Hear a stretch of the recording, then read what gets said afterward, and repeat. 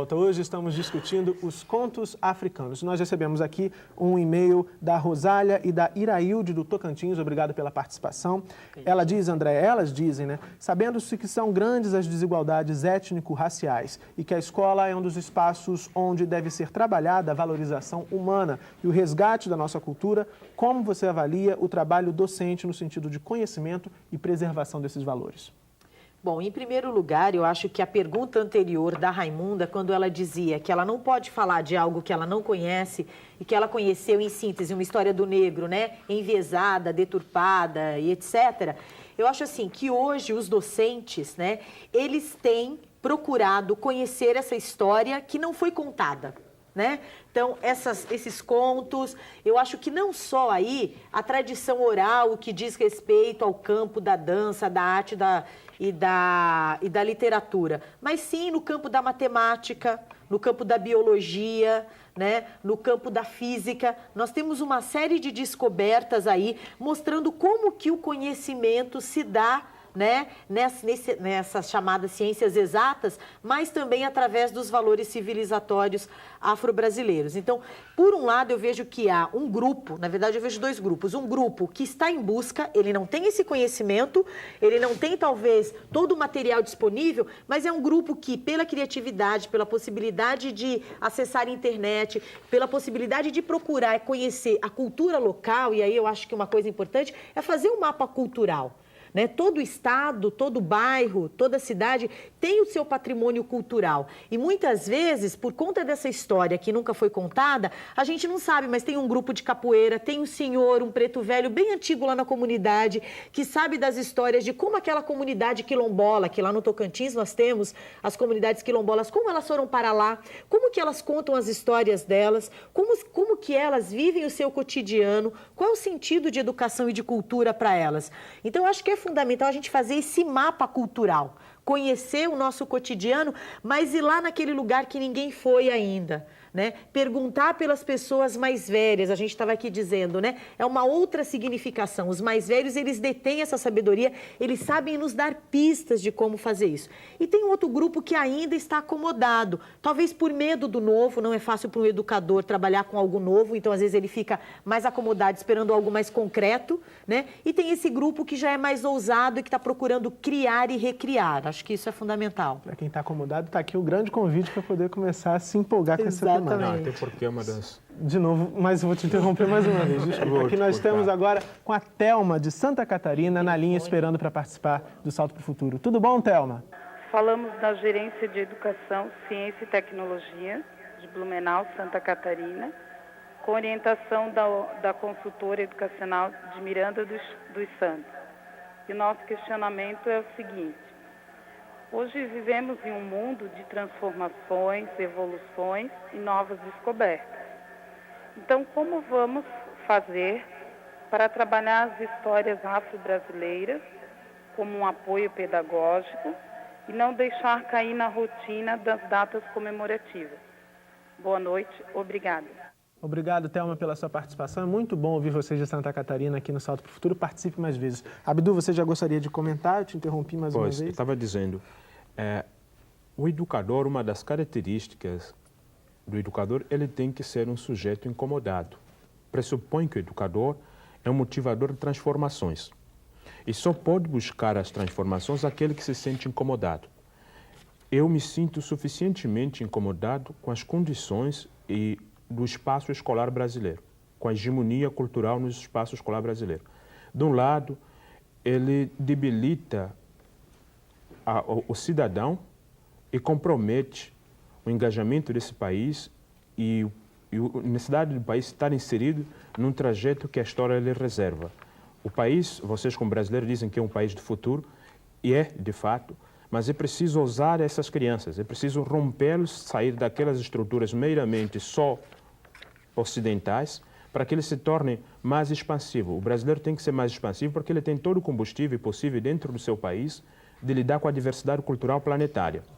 E nesse tempo novo que nos encontramos, os países vão evoluir e vão se dar bem aqueles que ousarem na sua educação, ousar educar pela diversidade.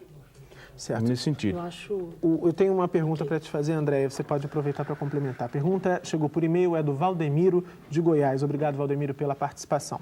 Ele diz aqui, sabemos da importância de trabalharmos a pluralidade cultural e racial, que pode ser através de contos, fábulas, lendas e narrativas, como prevê, inclusive, a alteração da Lei de Diretrizes e Bases da Educação. E Valdemiro quer saber o que pode ser feito para que esse trabalho não venha entrar em conflito com algumas religiões que muitas vezes são barreiras para a disseminação do conhecimento dessas culturas. Essa deve ser uma questão muito presente pelo Brasil afora, né, André? Eu acho que é uma questão muito presente porque o Brasil é um país católico, né? É predominantemente católico, isso que eu quero dizer. Eu acho que a cultura escolar, a cultura organizacional, ela tem por tradição se pautar também nos valores, né, e no conhecimento das religiões mais ocidentais.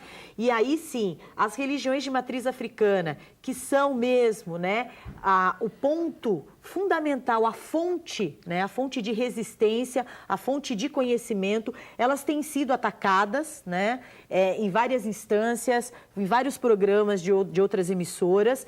Então, eu acho que é importante, eu sempre, quando faço oficinas, e a autora que escreveu juntamente comigo, a Ana Lu Silva, a gente tem se deparado com essas perguntas, e o que a gente diz é o seguinte, né, quando a gente leva os mitos... Quando a gente faz, né, uma dinâmica contando as histórias, os mitos, os professores leem, eles interagem, eles encenam, eles dançam, eles cantam. Quando você associa isso à religião, aí parece que todo mundo para e há um problema. Eu acho que isso faz parte, sim, de um movimento de intolerância, né? E o Brasil, que é um país multicultural, que é um país plurirracial, ele tem que aprender a lidar com essa diversidade. E para isso eu tenho que conhecer quais são os valores das tradições e dos terreiros de candomblé, por exemplo. Quando a gente vai, quem ainda não foi a um terreiro, se for, vai ver que ele pode ser de qualquer religião, ele vai ser bem recebido, ele vai ser convidado a participar daquele ritual, né? Ele vai poder voltar e pode depois continuar mantendo a sua crença, né? Então, os terreiros e as religiões, elas não são o que eu quero dizer, elas partem de um princípio que não é da exclusão, da separação, da divisão, mas sim do acolhimento e da inclusão, fundamentalmente. Certo. Temos mais uma participação por telefone. Quem fala com a gente agora é a Verônica, do Paraná. Olá, Verônica. Boa noite. Meu nome é Verônica, do SESC de Paranavaí. Gostaria de fazer uma pergunta do cursista Rafael. A leitura dos contos africanos certamente irão despertar um sentimento preconceituoso nos alunos, devido à sua origem. É possível fazer uso dos contos africanos com o meio de diminuir ou eliminar esse preconceito? Como? Ok, Verônica. E Rafael, obrigado pela participação aqui no Salto. Júlio, por favor. Eu acho assim que, na verdade, o trabalhar a prioridade, a base de trabalhar constantemente, a professora de Santa Catarina fez essa pergunta, por quê? Leva você a adquirir assim, um respeito pelo outro. Porque você só consegue respeitar o outro se você o conhece, não pelos estereótipos. Tocou esse assunto da religião. As pessoas começam a fantasiar sobre isso, sobre ser negro, ser macumba. Não, nada disso. Eu acho que quando você trabalha a questão através dos contos, ou seja, da cultura, da alimentação, você até descobre a contribuição, porque o Brasil ainda vive muito com relação ao negro, aquela contribuição do folclórico. É o esportivo, é o alimentar, e se você olhar a história do Brasil, por que você pesquisa tanto? Por que você tem que conhecer tanto, trabalhar essa coisa dos contos, das narrativas, da alimentação? Porque você vai descobrir que a África está mais dentro da história do Brasil e do cotidiano do brasileiro do que muitos brasileiros não negros querem admitir. Eu queria acrescentar. Abdu, só um minutinho. A gente já está chegando no finalzinho do salto. Hoje o tempo foi curto para tantas perguntas. Gostaria que você acrescentasse, por favor, e fizesse também as suas considerações finais já sobre o que discutimos hoje. Perfeito. Eu queria acrescentar o seguinte. Esse fator de associar a África à religiosidade, ela tem dificultado, tem anulado, cancelado a possibilidade do diálogo entre povos. Alguns pensam que os africanos são menos cristãos do que os brasileiros. O que poucos brasileiros conseguem imaginar que bem antes do Brasil ser descoberto, no caso de Angola, o Ndingankuvo, que era um rei do Congo, já havia se convertido ao cristianismo. Ou melhor, o cristianismo, no meu caso, para minha família, predata antes da existência do Brasil. Mas eu, como ser humano, carrego minha cultura. Essa cultura não é diversa ao plano de salvação de Deus. Eu reconheço que, na conjuntura de coexistência de culturas no Brasil, O afro-brasileiro sobreviveu a partir dos terreiros. Os terreiros é o mesmo endereço, a mesma referência da religiosidade. Então, sempre que nos dirigimos a uma escola, é muito comum a escola pensar que a cultura africana é religiosa. Até porque as produções intelectuais desse país, os antropólogos desse país, muitas das vezes associam que tudo que é produção africana é um culto a uma divindade, no caso das máscaras africanas. Em São Paulo, nós oferecemos uma exposição gratuita para as escolas negaram, porque na cabeça daqueles nossos interlocutores seria uma exposição da Umbanda da primeira classe, Umbanda pesada na escola. Então, quer dizer, era a minha humanidade que estava sendo negada. É além dos conceitos, muitos dos contos hoje, nós africanos de São Paulo, os contos que temos a narrar no espaço escolar são contos profanos africanos. Existe o indivíduo que é profano, o ateu africano, que não acredita nem mesmo nos valores religiosos africanos.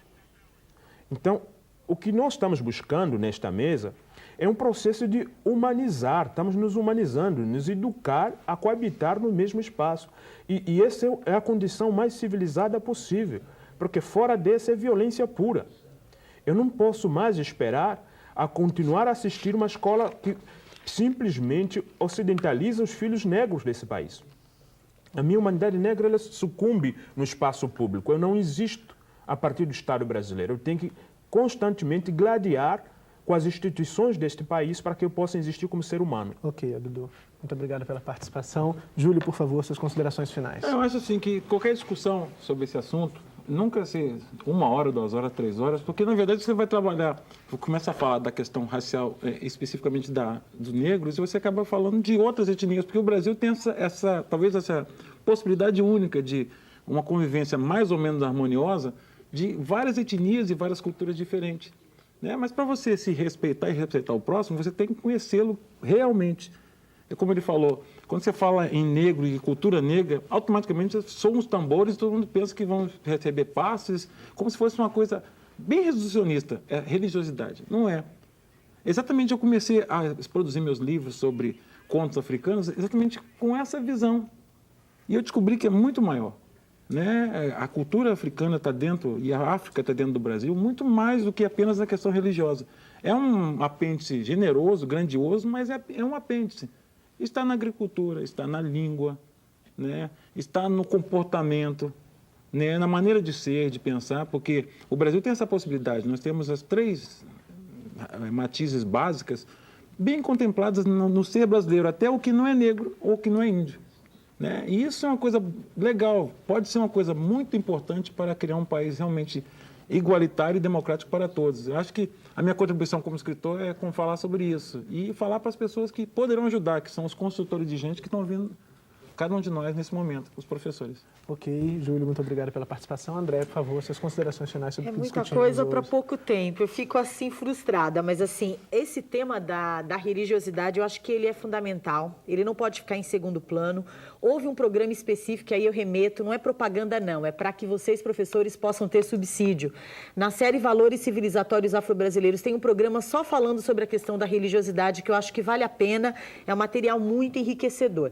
Eu acho que tudo, quando as pessoas, né, falam da tradição cultural africana, de contar histórias, dos mitos, enfim, da tradição oral, eu acho que é importante eu simplesmente ler uma história.